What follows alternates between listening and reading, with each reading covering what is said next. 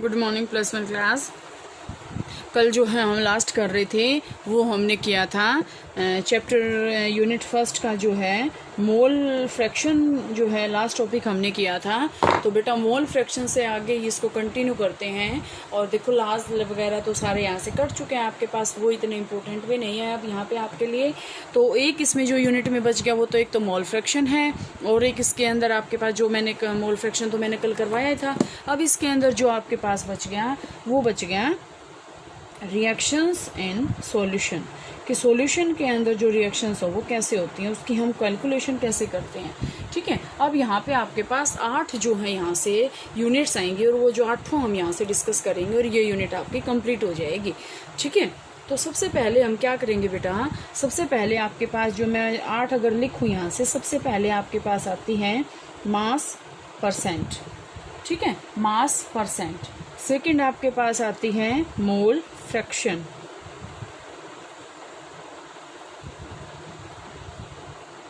Third आपके पास यहाँ से आती है मास फ्रैक्शन। फोर्थ आपके पास यहाँ से आएगी स्ट्रेंथ।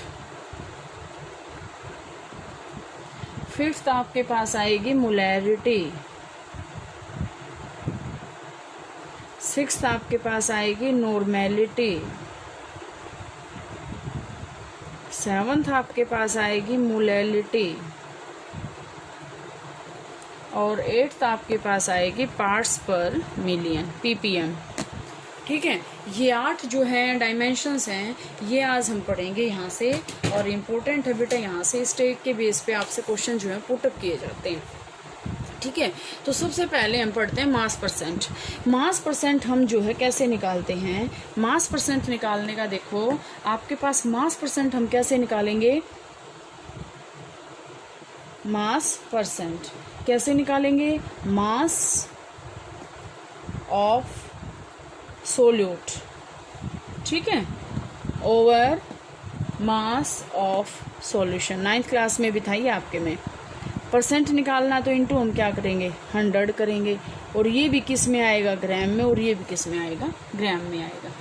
ठीक है, तो इसका मतलब क्या होता है, mass of solute dissolved in dissolved in volume of the solution into 100। Sorry volume नहीं, मास ही आएगा इसका भी। ठीक है, मास परसेंट निकाल रहे ना। इसके बाद अगर हम सेकंड इसमें देखें मास फ्रैक्शन, तो मास फ्रैक्शन जैसे आपके पास है बाइनरी कंपाउंड होते हैं, आपको पता है बाइनरी कंपाउंड्स हैं। बाइनरी कंपाउंड आपके पास ये है A+B से जो बना है AB, ये आपके पास क्या है बाइनरी कंपाउंड। तो अगर हम मास फ्रैक्शन निकालें A का, तो हम क्या निकालेंगे, weight of A over total weight of A plus weight of B। ये आपके पास क्या आ गया, ये इसका क्या आ गया इसमें मास फ्रैक्शन। अगर हम B का निकालें तो क्या आएगा, WB over WA plus WB, ये आ जाएगा। जैसे आपके पास मोल फ्रैक्शन निकालने में भी आगे आपके पास जो है ऐसे ही आएगा इसमें। इसके बाद अगर हम बात करते हैं इसमें मोल फ्रैक्शन की, तो मोल फ्रैक्शन भी हम ऐसे ही निकालते हैं। मोल फ्रैक्शन देखें स्टूडेंट्स हम कैसे निकालेंगे इसके अंदर,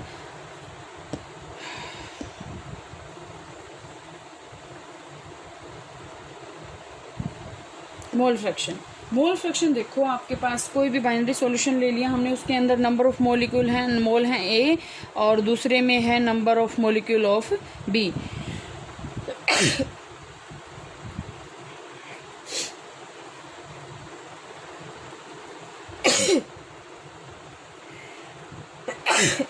सॉरी बेटा, तो यहाँ से आपके पास क्या आएगा, Na number of mole of A, NB number of mole of B।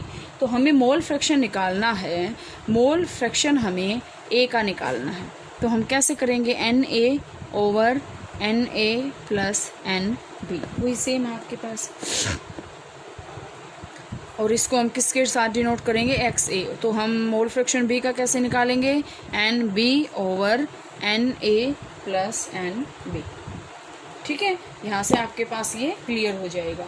एक आपको और इसमें नोट करना है कि मोल फ्रैक्शन जो होता है आपके पास ये जो इसका सम होता है ना बेटे, हमेशा मोल फ्रैक्शन जितने भी कंपोनेंट्स होते हैं x1 प्लस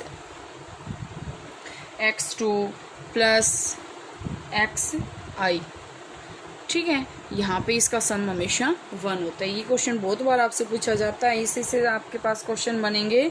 अब जैसे मैं आपके पास ये कहूँ कि इसमें एमसीक्यूज किस टाइप के बनेंगे, तो एमसीक्यूज यहाँ से इस टाइप के बन सकते हैं कि mass, we can calculate mass percent by mass of solute over, मैं आपसे कह दूँ mass of solution, mass of solute, mass of solvent, या फिर मैं आपसे इसमें नन ऑफ द अबव कह दूँ, ठीक है। ये मैं कह दूँ ग्राम में, ये कह दूँ केजी में, तो आपको ये बातें नोट करनी है इसके अंदर, ठीक है। तो यहाँ से ये भी आपको नोट करना है। मैं जैसे अब इसका फॉर्मूला जो है ये है, लेकिन मैं ये दे दूँ कि हमें ए का निकालना है और हम ऊपर दे रहे हैं N B over N A plus N B. अब बच्चे के माइंड में क्या जाएगा, फॉर्मूला बिल्कुल फिट है, लेकिन आगे ये नहीं देखेगा कि वो ए के लिए है या बी के लिए है। तो यहाँ से आपके पास ये नहीं देखेंगे कि ये वो किसके लिए हम निकाल रहे हैं, तो यहाँ से ये आपको नोट करनी है बातें सारी की सारी। इसके बाद अगर हम बात करते हैं बेटा स्ट्रेंथ की, तो स्ट्रेंथ आपके पास क्या होती है।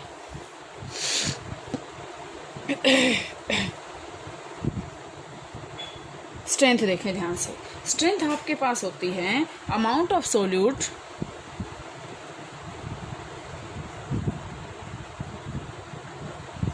Over amount of solution.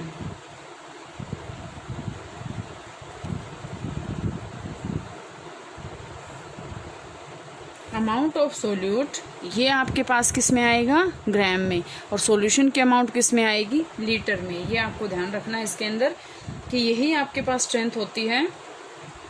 अगर जैसे आपके पास ये कहीं कि 10 ग्राम शुगर है और 200 ml में उसकी स्ट्रेंथ निकालो, तो हम कैसे करेंगे, 10, अब यहाँ से देखो ये ग्राम है, ये मिलीलीटर है, आपको तो ग्राम पर लीटर के अंदर चेंज करना है, 10, ठीक है, 200 है ये, 10 ओवर 200 कर देंगे, लेकिन मिलीलीटर को लीटर में चेंज करेंगे तो हम क्या करेंगे, इसको 1000 ऊपर चला जाएगा, तो ये आपके पास क्या आ जाएगा, 50 ग्राम पर लीटर। ये इसकी स्ट्रेंथ है। इसके बाद बहुत इंपॉर्टेंट है बेटा आपके पास, वो आपके पास क्या आता है, मोलैरिटी। मोलैरिटी को ध्यान से देखें कि मोलैरिटी होती क्या है। सबसे पहले एक बार इसको समझें अगर हम, तो ये क्या होता है मोलैरिटी का, मैं डेफिनेशन लिखूं अगर आपके पास,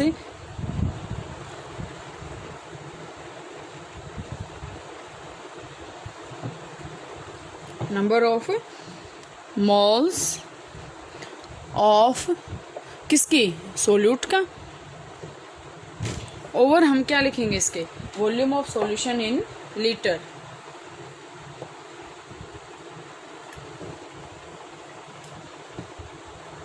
volume of solution in litre यही लिखेंगे। अगर हम इसको डिफाइन करें,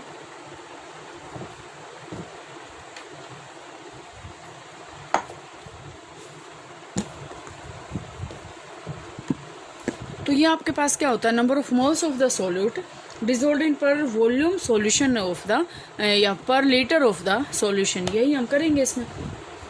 अब आपके पास आता है कि इसमें आपको क्या करना है, ये कि आपको मेन इसके अंदर क्या करना बेटा, एक तो आपको इसके अंदर ये करना है कि नीचे वॉल्यूम है या फिर मास है, ऊपर तो number of moles of solute है, लेकिन नीचे क्या है, वॉल्यूम है। इसमें आपके पास ये जो है क्लियर हो जाएगा। एक आपके पास और आता है कि जो मोलैरिटी होती है ना, changes with change in temperature, ये पॉइंट आपको ज़रूर नोट करना है। ये क्वेश्चन मैं आपको देती भी हूँ कई बार, क्यों करता है मोलैरिटी जो होती है टेम्परेचर के साथ जो है चेंज हो रही है, क्यों होती है बताओ। अगर हम यहाँ से देखें इसको, तो ये क्यों होता है बेटा, क्योंकि देखो अगर हम यहाँ से देखते हैं तो ये क्या है, वॉल्यूम, और वॉल्यूम जो होती है चेंज विद टेम्परेचर, वॉल्यूम जो होती है वो टेम्परेचर के साथ जो है चेंज होती है। तो यहाँ से आपके पास ये आ जाएगी। एक आपके पास आती है मोलैरिटी इक्वेशन। मोलैरिटी इक्वेशन क्या होती है, M1V1 is equal to M2V2, ये आपके पास आती है मोलैरिटी इक्वेशन। इसके बाद अगर हम बात करते हैं मोलैरिटी की,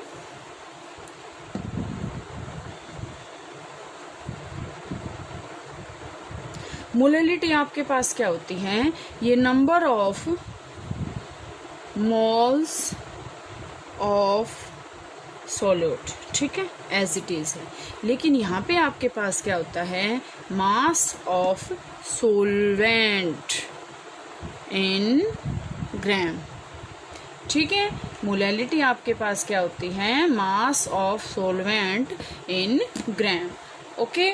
आपके पास यहाँ से क्या आएगा, ये आपके पास, या आपके पास यहाँ से ग्राम के बजाय हम पर केजी भी जो है यहाँ से कह सकते हैं, ठीक है। अब यहाँ से अगर हम बात करें नॉर्मेलिटी की ओर बात कर लेते हैं बेटा। तो नॉर्मेलिटी की आपके पास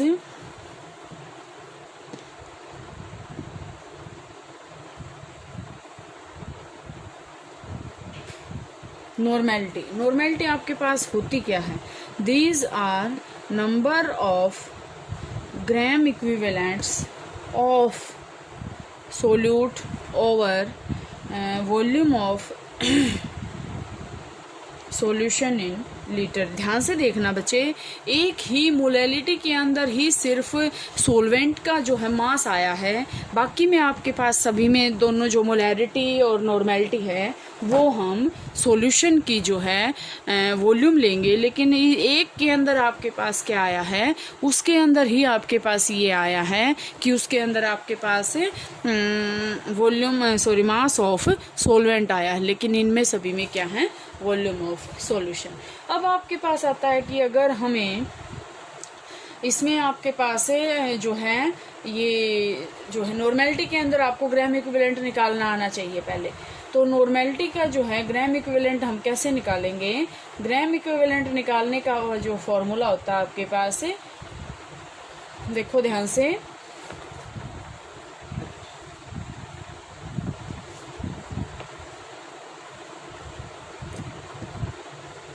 ग्राम इक्विवेलेंट निकालने का फार्मूला जो है आपके पास वो है आपके पास यहाँ से, जैसे अगर हम बात करते हैं नॉर्मेलिटी, तो नॉर्मेलिटी आपके पास यहाँ से अगर हम इसको ऐसे कर लें, x into D into 10 by equivalent mass,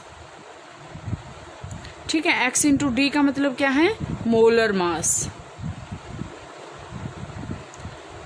ठीक है, ओवर इक्विवेलेंट मास। ये आपके पास क्या था, ग्राम इक्विवेलेंट निकालने का फार्मूला। अब बात आई इक्विवेलेंट मास निकालने की। तो इक्विवेलेंट मास निकालेंगे हम कैसे, कई लंबा प्रोसेस है ये, आपको कई स्टेप्स में ये कैलकुलेशन करनी पड़ेगी। तो ग्राम इक्विवेलेंट्स हम कैसे निकालते हैं इसके अंदर, अगर तो आपके पास जो है एसिड है तो हम उसका कैसे निकालेंगे, एसिड है तो आपको पता है बेसिसिटी लेंगे हम, और बेस है तो उसकी क्या लेंगे, एसिडिटी लेंगे, ठीक है। ये आपके पास यहाँ से जो है ये नॉर्मेलिटी का जो है कॉन्सेप्ट यहाँ से आपके पास आ जाएगा। नॉर्मेलिटी आपके पास क्या आ गई, नॉर्मेलिटी को देखो अगर हम बिल्कुल आसान तरीके से भी करें ना, तो नॉर्मेलिटी को हम ऐसे भी निकाल सकते हैं, कैसे, मोलैरिटी x इंटू डी आया था ना, molarity into molecular mass over equivalent mass, ठीक है। तो यहाँ से आपके पास एक और डेफिनेशन बन गई। ये आपको पास क्वेश्चन आ सकता है कि नॉर्मेलिटी जो होती है वो होती है आपके पास molarity into basicity, molarity into basicity, और नॉर्मेलिटी बेस की अगर हम बात करें तो वो होती है आपके पास मोलैरिटी इंटू एसिडिटी, ठीक है, नॉर्मेलिटी इंटू एसिडिटी। तो यहाँ तक बेटे आप इसको करोगे नॉर्मेलिटी निकालने तक। इसके बाद मोस्टली जो है यहाँ से ये चैप्टर आपका कंप्लीट हो गया है, इसमें और ऐसा कुछ नहीं है। इसी के बेस पे आपसे क्वेश्चन पुटअप किए जाएंगे और इसमें आपके पास कुछ है ही नहीं ऐसा। MCQs में मैं आपको बता रही हूँ कि साथ साथ आप उसको कर लें और इसको जो है सोल्व करने की कोशिश करें।